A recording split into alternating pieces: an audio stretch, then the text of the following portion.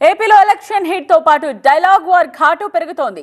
తెలంగాణ తరహాలోనే ఏపీలో scene repeat అవుతుందని సంచలన వ్యాఖ్యలు చేశారు సీఎం రమేష్. అంత సీన్ లేదు, జనం జగనన్న వెంటనే అంటూ కౌంటర్ ఇచ్చారు మార్గాని భారత్. కూటమి ఇక్కడ చంద్రబాబు నాయుడు ముఖ్యమంత్రి అవుతాడు. ఎవరు ఏమి చెప్పినా నేను చెప్తున్నాను, మళ్ళా మనం కావాలంటే 4వ తారీఖు మాట్లాడుకుందాం. 9వ తారీఖు ప్రమాణ స్వీకారం. ఉద్యోగస్తులు వ్యతిరేకంగా ఉన్నారు, రైతులు వ్యతిరేకంగా ఉన్నారు, ఆశా వర్కర్లు వ్యతిరేకంగా ఉన్నారు. ఏ వర్గం నీతో ఉండేది? ఒక దోచుకునే వర్గం తప్పితే మీతో ఎవరు లేరు. అందులో ఇప్పుడు భారతీయ జనతా పార్టీ తోడైన తర్వాత డబుల్ ఇంజిన్ సర్కార్ రావాలా, ఈ రాష్ట్రంలో శాంతి భద్రతలు నెలకొనాలా అందరూ ఎదురు చూస్తున్నారు. ఎప్పుడెప్పుడా ఎలక్షన్ అని ఎదురు చూస్తున్నారు. డబ్బులంతా ఈరోజు రాష్ట్రంలో ఎవరి దగ్గర ఉన్నాయి? ఎవరి దగ్గర డబ్బులు ఉన్నాయా? మొత్తం డబ్బులంతా జగన్మోహన్ రెడ్డి దగ్గర ఉన్నాయి, ఓవి సుబ్బారెడ్డి దగ్గర ఉన్నాయి, విజయసాయి రెడ్డి దగ్గర ఉన్నాయి, మిథున్ రెడ్డి దగ్గర ఉన్నాయి, సజ్జల రామకృష్ణారెడ్డి దగ్గర ఉన్నాయి. ఎవరి దగ్గర డబ్బులు ఉన్నాయా? ఎవరన్నా నమ్ముతారా? వాళ్ళు అధికారంలో ఉన్నారు, దోచుకున్నారు. ఎవరి దగ్గర డబ్బులు ఉన్నాయంటే అయినా కూడా నేను ఒకటి చెప్తున్నా, మనం తెలంగాణ ఎలక్షన్లు చూసాం. డబ్బులు ఉండే వాళ్ళంతా ఏమయ్యారు? రేపు జగన్మోహన్ రెడ్డి గతి అదే.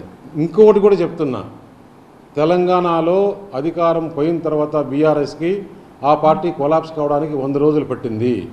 ఇక్కడ ఆంధ్రప్రదేశ్లో 100 గంటల్లోనే కొలాప్స్ అవుతుంది. వీళ్ళు ఎవరైతే ఇదే సోకాల్డ్ 1, 2, 3, 4, 5 ఉన్నారో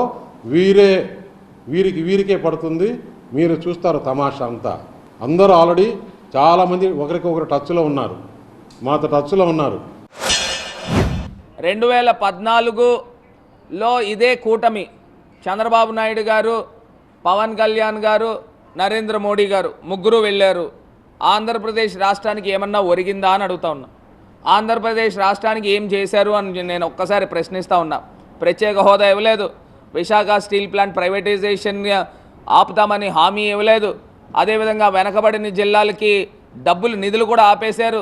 చట్టంలో రూపొందించిన ఏపీ రీఆర్గనైజేషన్ యాక్ట్కి సంబంధించి ఏది కూడా పూర్తిగా చేయలే. మళ్ళీ ఇప్పుడు 2024లోకి ఇదే సేమ్ కూటమి వస్తూ ఉన్నారు. ఇదే చిలకలూరుపేట సభలో వీళ్ళు ముగ్గురు కూర్చున్నప్పుడు కనీసం చంద్రబాబు నాయుడు గారికి ఇంగిత జ్ఞానం ఉందా అని అడుగుతా ఉన్నా. మోడీ గారిని పక్కన పెట్టుకున్నాం, ఆంధ్రప్రదేశ్ రాష్ట్రానికి ప్రత్యేక హోదా ఇవ్వండి అని కనీస పక్షాన్ని అడగాలి కదా, ఎందుకు అడగలేదు చంద్రబాబు నాయుడు గారు అని అడుగుతా ఉన్నా.